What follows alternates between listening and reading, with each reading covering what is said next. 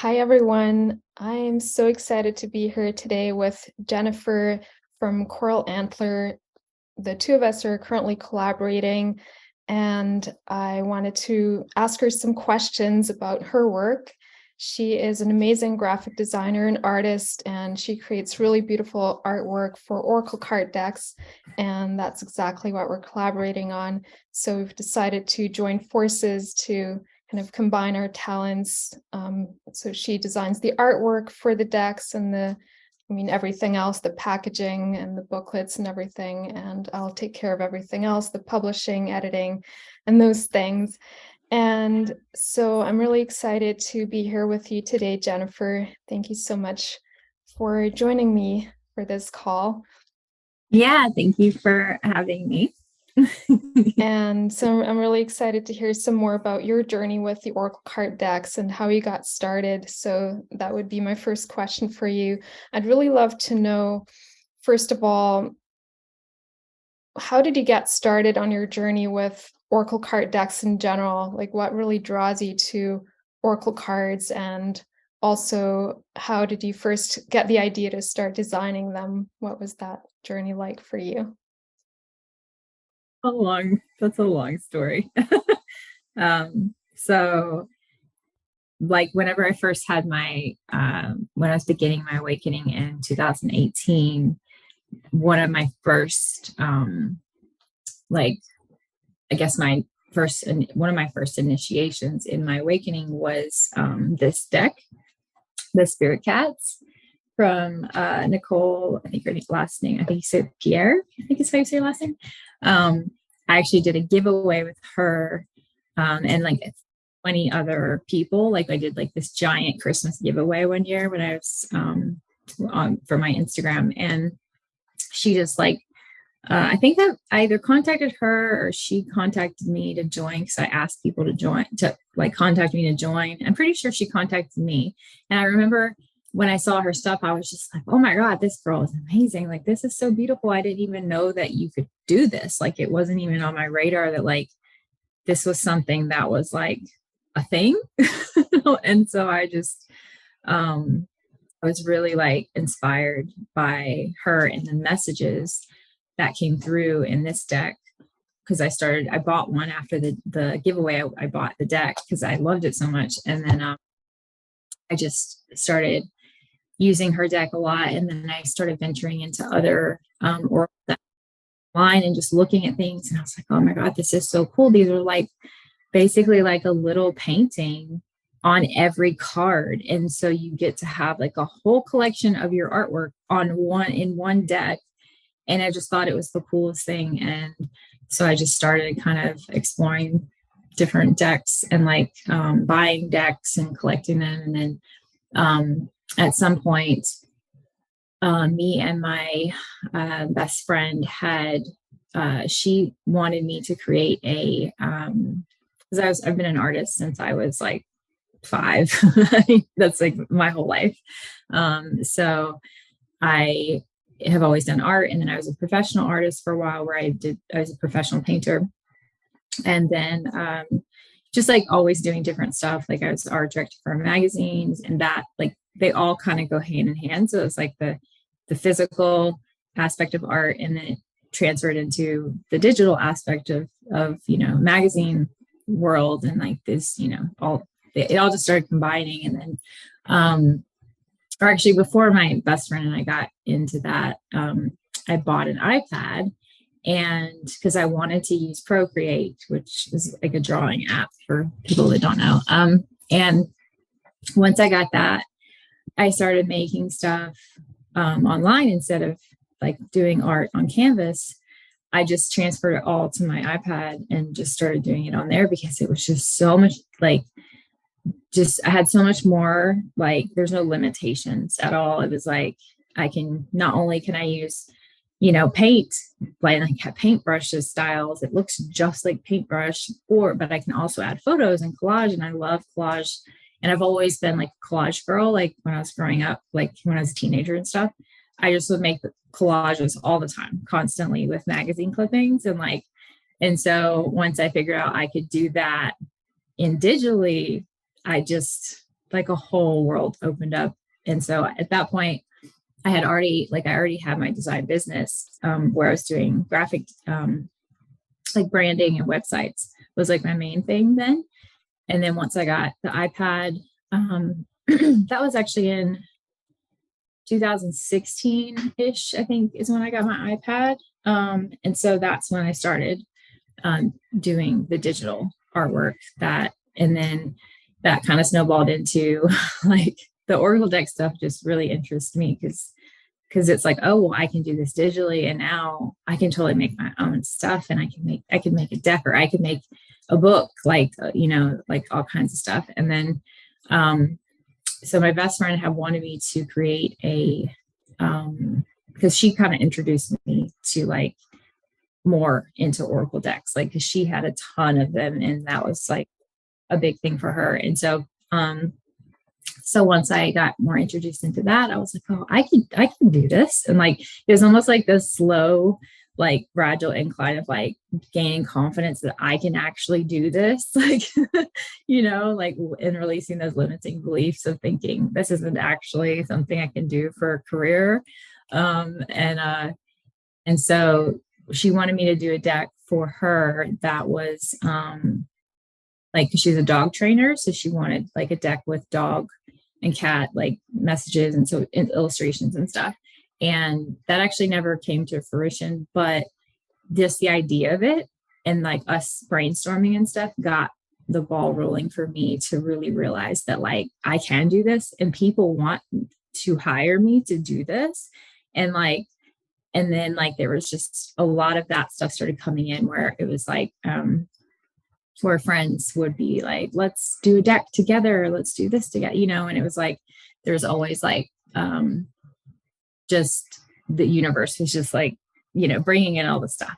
And so yeah, and then it took me a while to get to the place where I was like, lots of tapping away the limiting beliefs, because I was like, there's no way that I can make this my career completely without anything else. Like, I'm always going to have this or that, but this is what I wanted to do solely. And I had wanted to do it for years and years, but it just took so long for me to finally get out of my own way and just realize that like, I can do this and other people are doing this and I can do this too. Like, yeah, once I kind of got to that place of like feeling like I could, I started doing my own, just like printing my own designs and making like art prints and stuff for myself. And then just getting more comfortable with that print, because I was already comfortable with print because I was the art director for a magazine, but like in a different way. It was like I was getting more comfortable with, these different things. So I got all these little cards printed that were like stationary cards and just different things like that I just kind of testing out like that whole process and just getting more comfortable with my art being on a print, and like, do you still have those? I do. They're upstairs, so I have to go get them. But yeah, so, and those were like more stationary style because I decided I wanted to do stationary stuff. I did some affirmation cards that they weren't like fully designed. They just had like an affirmation on them. Yeah. So it was more like stationary style postcards. But they're still my designs. And it was just not as intricate as the stuff I do now. Yeah, that's kind of the journey of to where I am now, where I'm offering like full on, Oracle decks and working with clients to do their whole decks, which is amazing. Well, I really love that story. Thank you so much for sharing it in so much detail. And I can relate to so many things that you shared. I think for all of us creatives, we just tend to go through those phases where, you have to get over a lot of self-doubt. And because I think a lot of it is just the conditioning that we get from everyone around us and from society growing up, and of all those beliefs. You can't really do what you love and make a lot of money, or you can't support yourself as an artist, or the starving artist archetype, or just feeling like we're not good enough. And I mean, I think it never even really ends, but it does get easier. And I think there's something really beautiful about this journey of trial and error too. That's something I really learned to embrace. And I know we've talked about human design quite a bit. So like for me, it's like the 1-3 profile. It comes really, it's a really natural thing for me, but I've always done it this way. And I got inspired to just try out different things, and I mean different ways of printing things. And I think there's so much that can come out of just creating little things for ourselves first and getting a feel for the process. And then there's more inspiration and people wanting to know how we did it. And It's funny because like, yeah, it's like there's like all these layers that you don't even realize you have like these limiting beliefs, because it's like, I've done this before. I've been an artist full time. That was my job. I sold my art for a living and made hundreds of dollars on every painting like that. And that for me was easy to wrap my brain around because I had a mentor and he taught me to do that because that's what he did.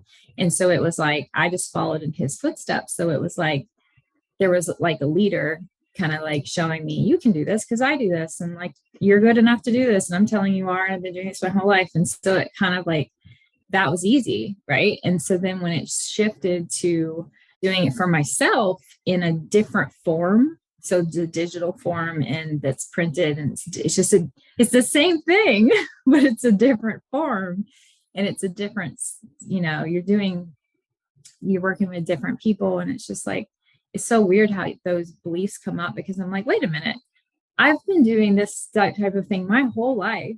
yeah, I think all of us creatives can relate to that. And I think it always comes up when we go to the next level too. I mean, for me still too. You Yeah. just kind of have to just learn to silence the mental noise and just follow your bliss anyway. So I would love to hear a little bit more about your process of creating decks. How do you create your artwork? What's your favorite way to create artwork? I know you already mentioned collages. I know you also do some really beautiful illustrations that I've also seen, like one of your affirmation decks. It's so beautiful. Um, but more specifically, like when somebody wants to work with you, like what is the process like, and how do you kind of get started? And can you share a little bit more about that process? So I have like two, I guess, styles you could say. So I do illustration. And so some of my decks are just illustration, that I draw the whole thing myself. And then the other style is my collage style, which is like photo manipulation collage style. So yeah, it depends on which type the client wants. And then I use Procreate. It's an app for the iPad Pro. I don't know if you can use it on the regular iPad. You have to have the stylus pen. So I think that's Pro is the only one that has the pen, or at least it was when I bought my iPad. I don't know what it is now. But yeah, so I use that plus Photoshop. So Procreate has a option where you can save the files as a layered Photoshop file. And then so I can just make all my illustrations in Procreate because it's like a drawing app. And then I can just save it and take it over to Photoshop and then do the final edits and just check and make sure everything's good and the bleeds, lines and everything. And just kind of like tidy it up. And there's a few things in Photoshop that I can't do in Procreate. So I'll kind of put that over in Photoshop once I'm done doing the main thing. And then the same thing for the collages. Like I do that in Procreate. And then I used to, when I first started, I did it all in Photoshop. And I just felt like I was always wanting to draw. I had a Wacom tablet that I've had, I don't know, like 10 years or something.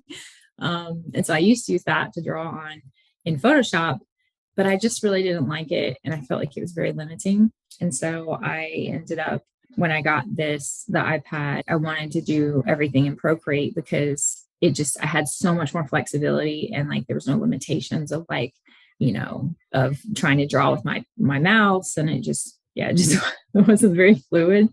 So, so then that's how I do everything. And so I just come up with the concept. Like like the way that it works is like, well, I will get the description from the client of the card first. So that's like the first step is like, I need that from them to be able to do the artwork. So, because I channel the artwork based on the description of the card.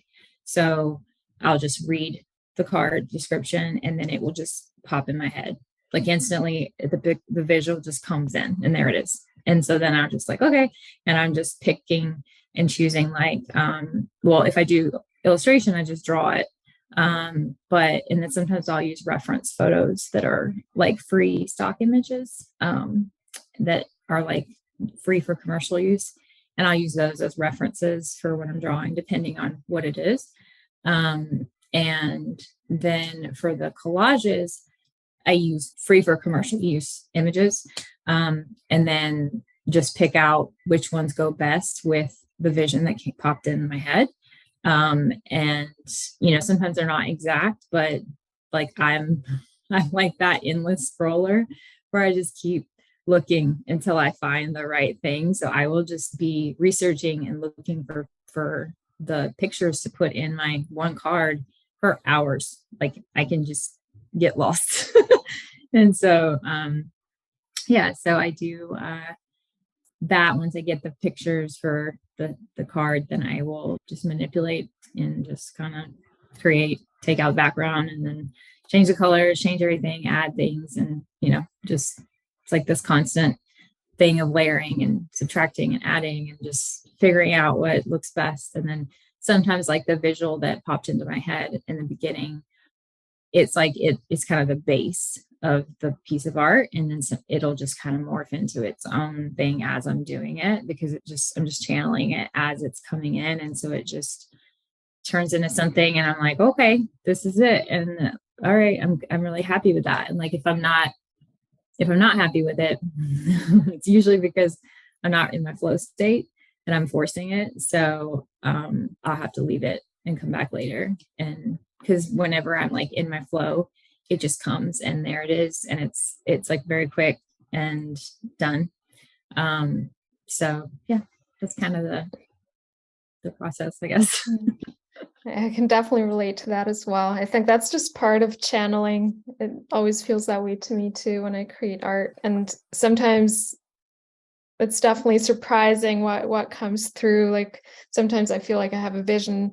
I always have kind of a vision in my head for what I want to create, but sometimes it just ends up being something totally different, and then it's still perfect and beautiful. And but yeah, definitely you just kind of need to like be in that receptive state. And that's something I really struggled with in the beginning when I first started like designing things. I mean, that was a long time ago, but that's been definitely part of my creative journey to just become so much more able to relax and into that space where I can just receive and things just channel through. And I think especially for this kind of work, it's really important if you're creating art for yourself. I think sometimes it's a little bit easier. You can just, because sometimes I feel it's easier to silence the self-doubt and just follow your bliss when you're creating, but especially when you're creating art for other people, their energy comes in too, right? And then it's a different way of channeling. And I think it's really beautiful to be able to do that, to also customize the art in that way. So it's not just like it's the two energies combined, if that makes sense. Yeah, absolutely. That's like part of it. It's like if I feel like the psychic intuition that comes in when you're in collaboration with someone and like you're working on this deck, it's not only their deck, but it's your deck too. And because you're both, they have one half and you have the other. And so it's like this, sometimes it's funny because I'll be working on something and I'll finish it and then it'll just pop into my head and I'm like, you need to change that one thing. And I'm like, but I like it like that. But then it's like, no, but she's not going to like it like that. Like she wants it like this. And I'm like, and sometimes I'll be stubborn and I won't change it. And then as soon as I email the client, they're like, oh, can you change this one thing? And I'm like, dang it, like I knew that. Why, and I didn't listen. But for the most part, I've trained myself to listen whenever that comes through because I know where it's coming from. And so, yeah. And then sometimes as I'm creating, it's like some of the messages that are coming through are from the client where they don't even know that they're doing it, but it's like, it's almost like when they were writing the card, they had a vision of what it might look like. And then that vision comes into my head. And so I pull in their vision with mine, and then it kind of, combines, which is really cool. So I love when that happens. And I've seen so many times that like I just open up to creating something, and then I feel like I don't even really know where the information is coming from. Even, I mean, same thing when I do readings. I mean, it's kind of like I just start talking and I don't know what's going to come out of my mouth, but it's always exactly what my client needs to hear. It's the same with designing art for Oracle decks. Yeah. So I'd love to hear a little bit more about like the bigger picture, the process of taking a client through this journey of designing a card deck from start to finish. Is there anything that needs to be ready before you start creating? And I know that's going to look a little bit different when we collaborate, because like I'm going to be part of the process too, and it's a more structured approach with everything else included as well, with the editing and until like we get the deck produced and published and all of that.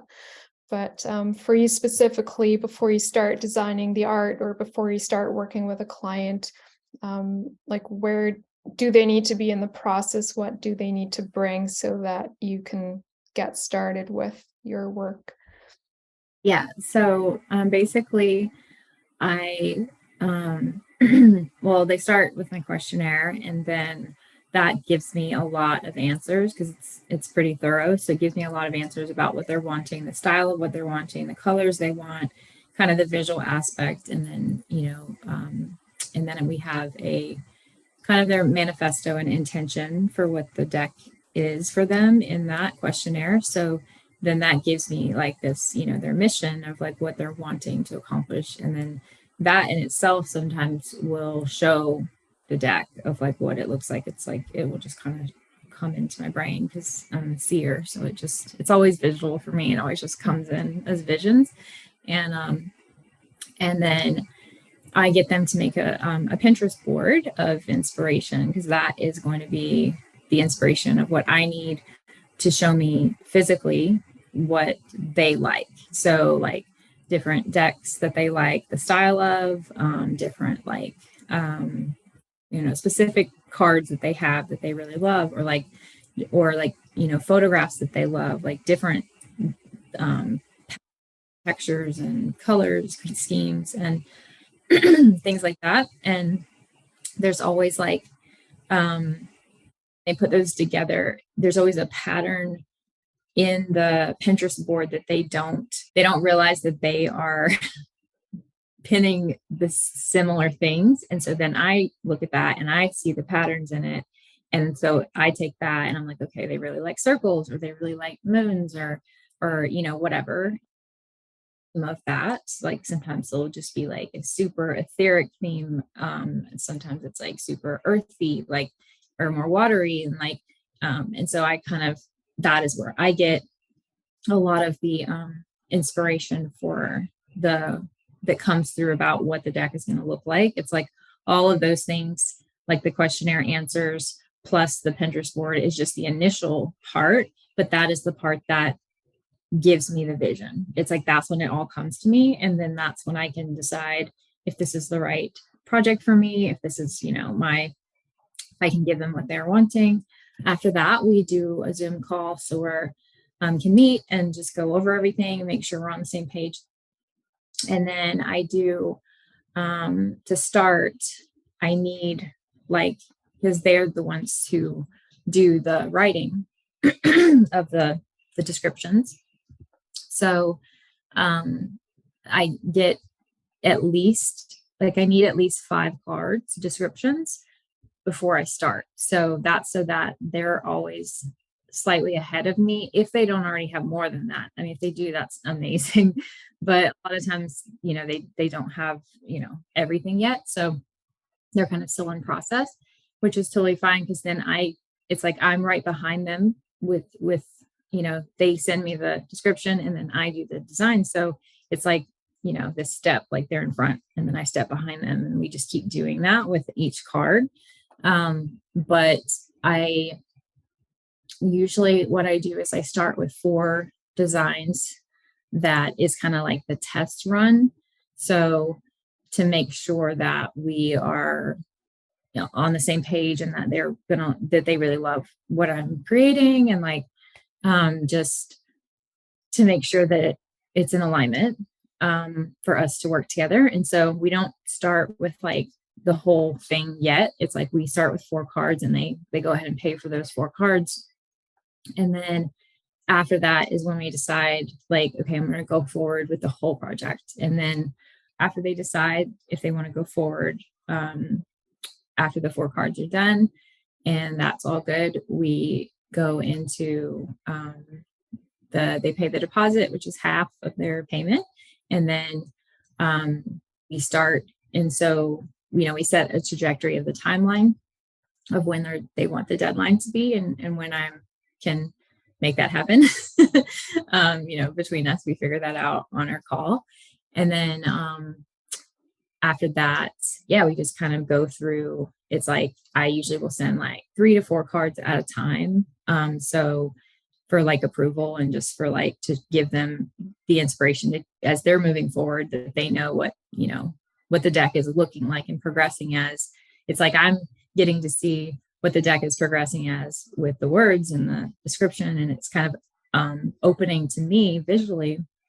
And for them, they're getting all the visuals as well at the same time while as they're writing. So that gives them more inspiration as they write to see what the deck is evolving as it looks like, and so it's kind of I feel like it's a really beautiful process in that way. Like it works, it flows really well when I do it that way.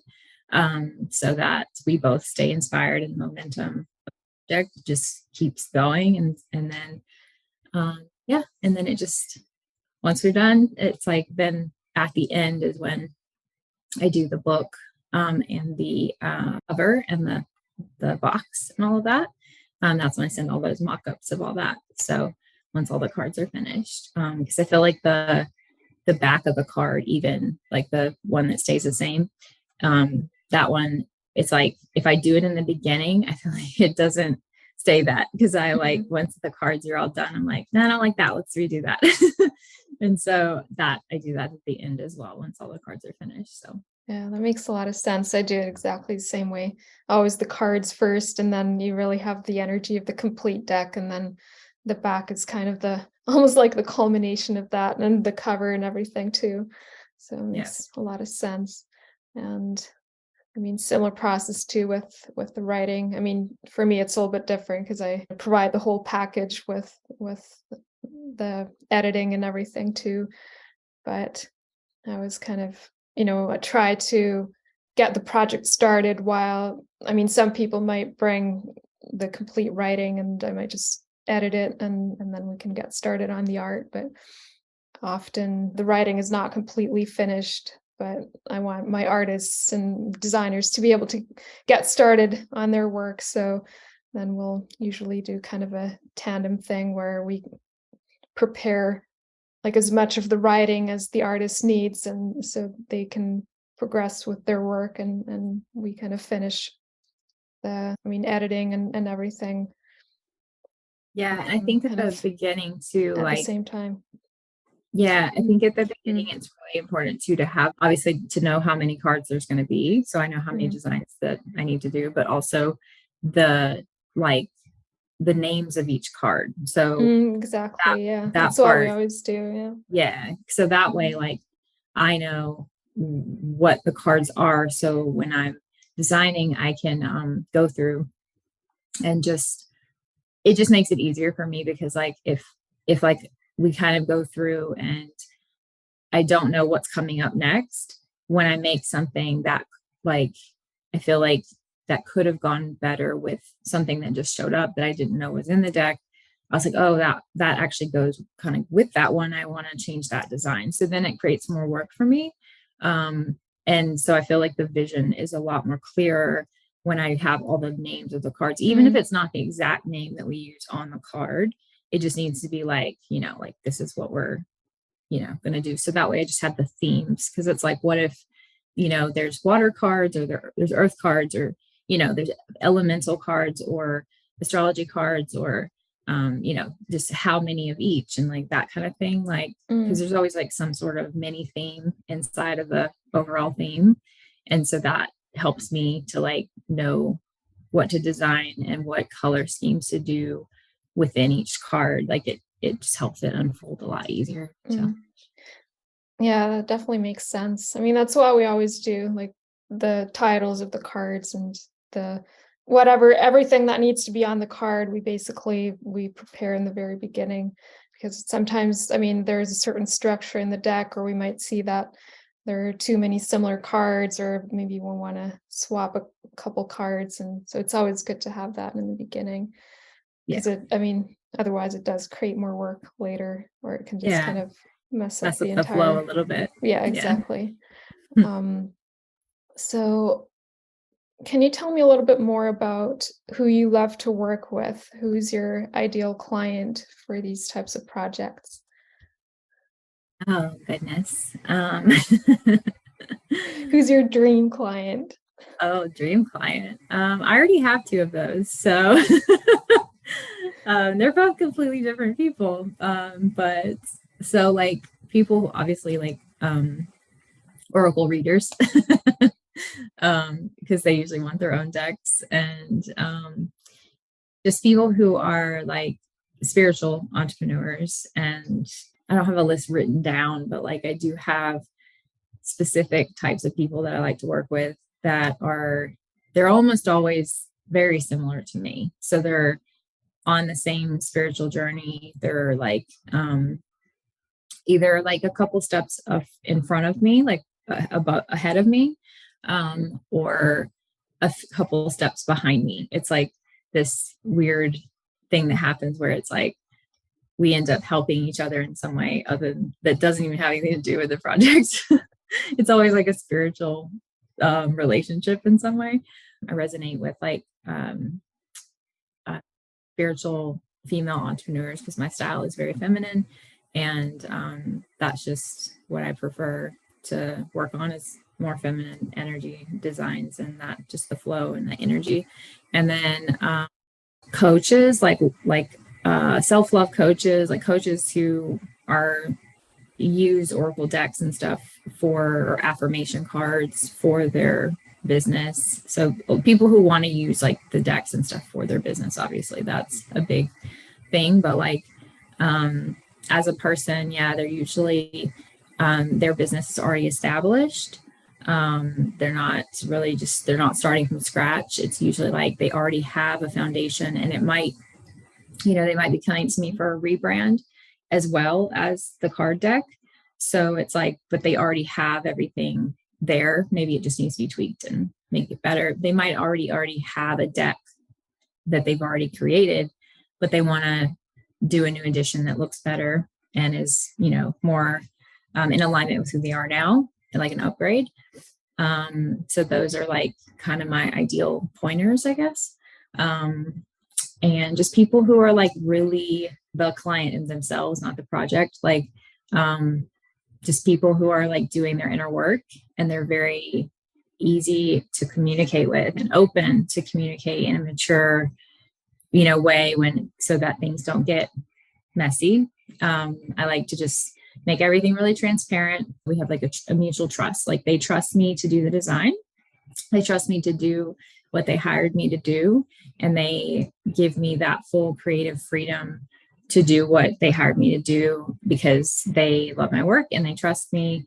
And just like that ease and flow of I trust them and what their vision is and what they like what they're putting forward, and then they trust mine. So we both had this mutual trust. So that's a big one. Yeah, trust. Definitely. Yeah, for me too. And I mean, there's just always things that can happen because it's such a personal process too. And sometimes it can things can happen in life too that can affect the process. And sometimes it's just really good to have that sense of connection and trust where we know we're, totally supportive of each other's process too.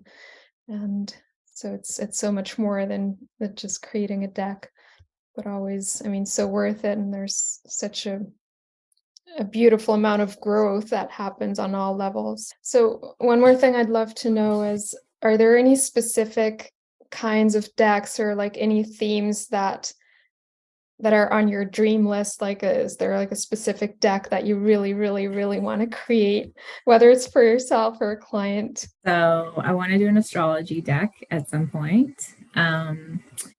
And what that looks like, I don't know. I just want to do an astrology deck. And then I want to do a like elven fairy realm, um, like just magical vibe deck, more like greens and just like very earthy. Um, that one's probably the one that I'm kind of playing with to do on my own, and it's going to be like a Libra deck. But I've just started, so I don't know. I don't know where that's going to go. And then do a more etheric deck that's very like pastels and just like airy. So it's like I want an earth deck and an air deck. And then at some point I'll probably want a water deck and a fire deck. So I just really love like the elemental realm, and then that air, because I'm an Aquarius rising, so I have like that energy in there, my chart, but I'm mostly water and fire, but I feel like I do have two earth placements. I have two Virgo placements, and I feel like I want more. Like I'm constantly wanting more earth because I think that that's the balance. Like I'm trying to balance myself out because I don't have enough of that. So like my favorite color is green, and like my aura is usually green, and I feel like I'm always like just trying to be in nature, and like I want all of like the fairies and the moss and the mushrooms and like all of the all of that is like my favorite thing. So yeah, I want to do that deck next. No, I love that. I mean, totally on board with that for sure. There can never be enough elves and fairies in my life I and know. nature. Yeah. That's kind of my home. Your realm. Yeah.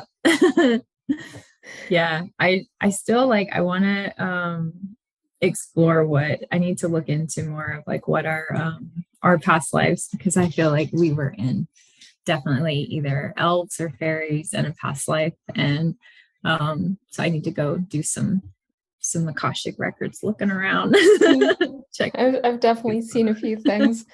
I guess we can expand on this conversation after the recorded call. Yeah. But that'll be definitely fascinating to explore. And I totally see the elemental realms. I would say probably elves and fairies. I mean, there are so many possibilities.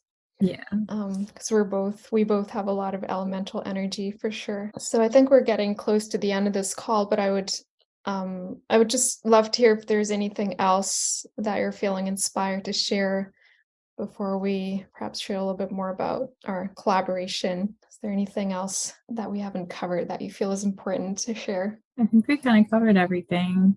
I'm sure that I'll think of something after we get off this call. Isn't that what always happens? Right. But right now I'm like, yeah, no, I don't think so. Do you want to pull a card from a favorite deck? Yeah. Let me I have to go grab one. Hold on. This is not my deck. I did not create this. This is my absolute favorite deck. I don't know if you've seen this one. Wow, I love it. Sahara Rose and Danielle Noel, which is one of my favorite artists. I love her work. And I feel like this one, it has a similar vibe to my work. which is why I loved it so much, because I was like, that looks like something I would have created. It's absolutely gorgeous. Even just seeing the cover, I mean, it's so beautiful. I think I've seen Yeah, this deck before. that's Oh, the, wow, and it's that's really so shiny. beautiful.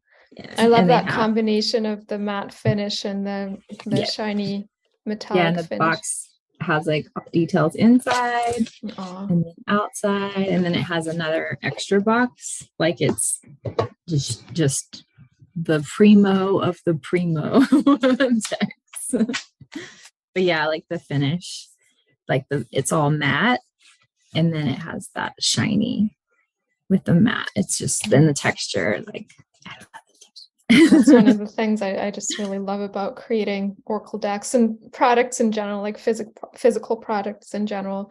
You can just get so creative with those little details and always create new things. Oh, there goes one. Okay, so we got this. I don't know how to say the word. So this is from the. This is one of the goddesses. Oh crap! I gotta get the book. The book is separate. Hold on. And this is actually one of the.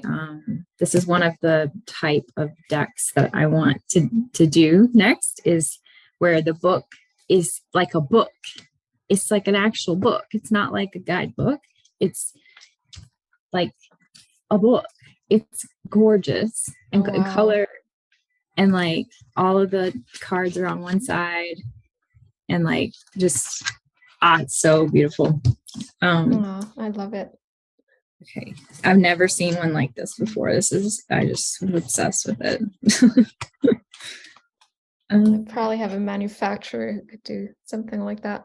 Although for books, it tends to be a little bit easier to find good Yeah, manufacturers than it is for Oracle decks or for yeah. card decks in general. The goddess of radical self-transcendent. So it's under the section of deities. So it's a deity. It's called Shinamasta. I don't know the name. No idea. I'm sure nobody Um, will know how to pronounce right. her correctly. So it says, you are waking up and experiencing the radical pleasures of letting go. Chinnamasta, the headless goddess, has come to guide you through this massive state of transformation as you turn passion into spiritual energy. Kundalini, primal energy, is rising, and you have given up a role once you carried to step up more fully into your power. Don't feel fear in the state of transition. Chinnamasa's gift is to transmute the darkness of times into the most powerful of energies. Carry her fierceness as you tear off a former head you once had and experience the inner peace that comes with being divinely yourself. I feel like that has eclipse vibes all over it. Yeah, And it's pretty today intense. was the eclipse. It definitely resonates though. And the first thing that I thought of when you mentioned the headless goddess, it's like get out of your head. Like Yeah. you don't need to overthink things, just trust the process, trust the Yeah, journey of transformation.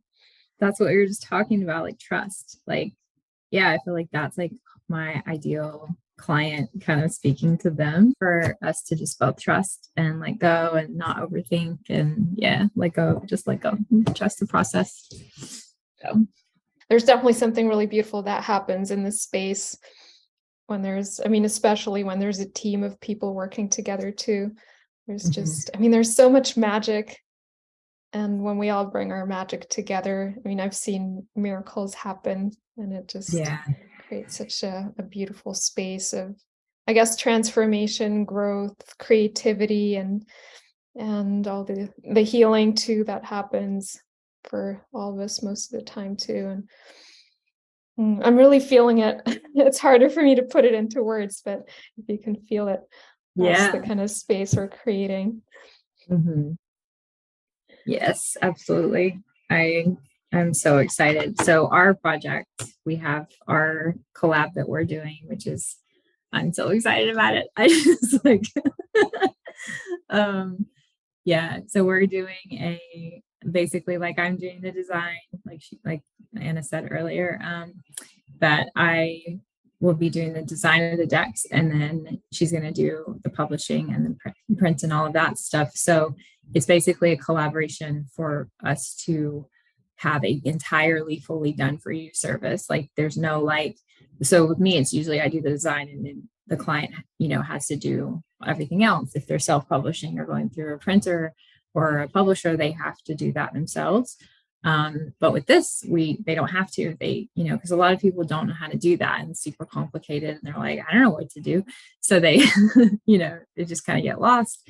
And which makes sense because I get it, because it's not the easiest process. Like there's a lot to learning how to do that. And so it's a lot of work. And so if if you have a business that you're running and you're wanting to hand off work to someone else, like for you to have to do that too is a bit, it's like you don't have time to do that, or it's too much work. It's just a lot. It's like you're, having to learn a skill almost to like learn how to do that. So yeah, so it's like I'm doing design and then you're doing everything else. So it's just like fully done so that you're good and you can just, hand it off to us. That's it. And don't have to worry about anything.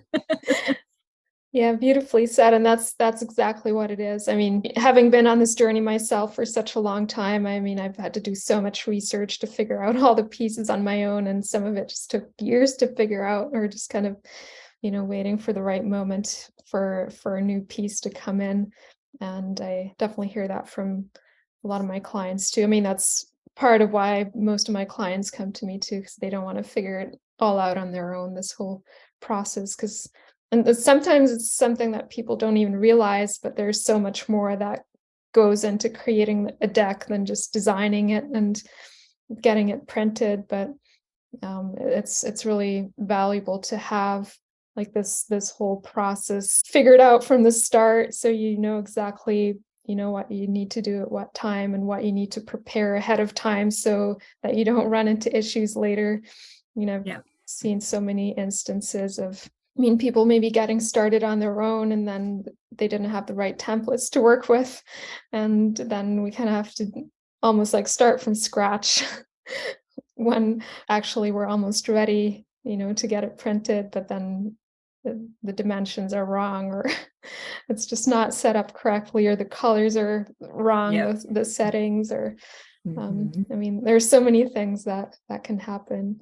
Or then also, I mean, then the whole logistics of printing, and like especially printing overseas, and then it's like a really big deal. where to store the decks and how to ship them, and how to get them into retail stores, and all of those things, and then the whole business aspect to launching the deck, and what are the like best practices, what's going to work best for you. I mean, those are just some of the pieces. And so our intention is to really make it easy for you, so you don't have to worry about figuring out all those pieces on your own, and you can just really enjoy the creative process, and you have our full support.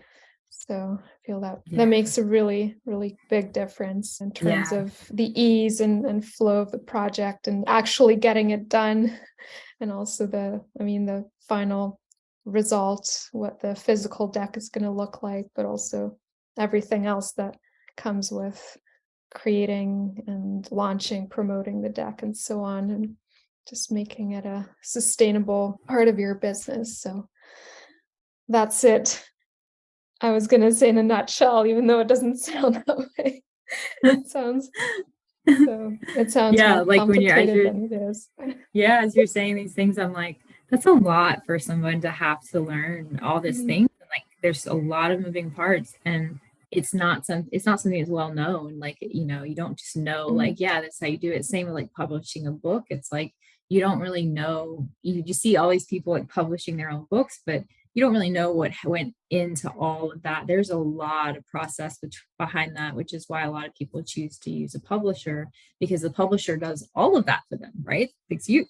Like they do all of that. So you don't have to do all of the things that are like, just, there's just so many pieces. I remember when I first started getting into this, that was a thing I researched, like how, what, where to like do prints, and like how do I do these like overseas companies that do the prints much, much cheaper, but you have to buy at least 1,000 or 2,000 copies or whatever. And I'm like, I don't want that many. Like, I'm just starting. Like, that's so much. And I remember reaching out to a few different artists who either made their own decks or like I remember I talked to Anahata of Papaya, the boutique.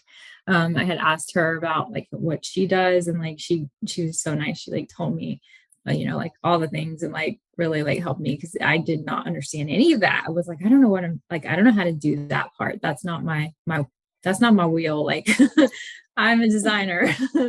And I remember just feeling so overwhelmed. And I was like, this is so much, like, and then you just have to trust that what you're doing is right. And you're about to give a huge check to that printing company, and like, and to print these things. And you're not really sure if you did it all right. And like, and it's like, and you don't get a refund. It's a print. They print it. You don't get refunds once they print something. So it's like, there was just, unless they totally mess up, but right. But I mean, like, has never happened before. So, yeah. And so there's a lot to it. So it's definitely like, I feel like just a sigh of relief when you can just hand it off and be like, help me, like, what to do. And I trust you do it. Yeah, for sure. And also, having the contacts already. I mean, I've, tested a few different companies, right. And printers I've worked with that, so far quality wise, the large scale manufacturers I've worked with, they've all been really good, but sometimes it's just things like communication, or, having a really hard time explaining things in a way that they understand, or that's so, what I was struggling with. I just have some really good contacts now that I just know, if I tell them this is what we want, they'll know. It's going to look exactly the way that we want it to look, and communication is easy, and we always hear back right away, and it's just really reliable, and the quality of the end product is always, it's amazing. So that just takes a lot of stress out of the whole process, for sure. Yeah, that's just, it's definitely less stress, because when you're doing something on your own, there's just so much weight, so when you have like a team like us who can help, it just relieves so much pressure. And especially, people, if you're business owner and you already have your business running and you have other things to do, this is not, this is something you want to birth, but you're not, you don't want to put all your focused energy in this because you have other things going on. It's like, okay, let me just push this off to you guys. I trust you to do what you do your thing, and I know it's going to be amazing. And that's like so relieving, Yeah, that is really the ideal situation. The reality for most of my clients, they create space to focus on the part that they need to bring when they need to, but then they can just relax and let us do the work. While they do the things that are wait for in their zone all of the genius. goodies to come in. That's really fun. It's almost like birthday or Christmas. Every day you get the next little piece of artwork, or and then the prints and all that. It's like, it's just like all these little surprises, and exactly.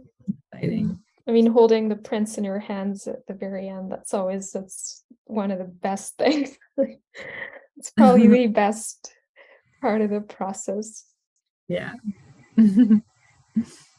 Okay, so I think we're pretty much at the end of this call, but definitely if you're interested in working with us, we will include some information in the description below this video, so you can go find out more about our services. You can also message us on Instagram or wherever you have our contact. So if you have any questions, definitely just feel free to reach out as well. And so one more thing I want to say is we have some package examples on our sales page that we've put together, but we also can totally customize a package for you based on your needs. So that's typically what we do. what I always do for my clients, because every project is different, and so really make it work the way you envision it. And so we'll create something Yay. really beautiful together. I'm so excited. Me too. Thank you so much for being here with me today, Jennifer. This was so much fun once again. Yeah, And absolutely. I can't wait to see what unfolds next on this journey together. Me too. Okay. Thanks everyone for being here. And I have a feeling we'll be back with more soon.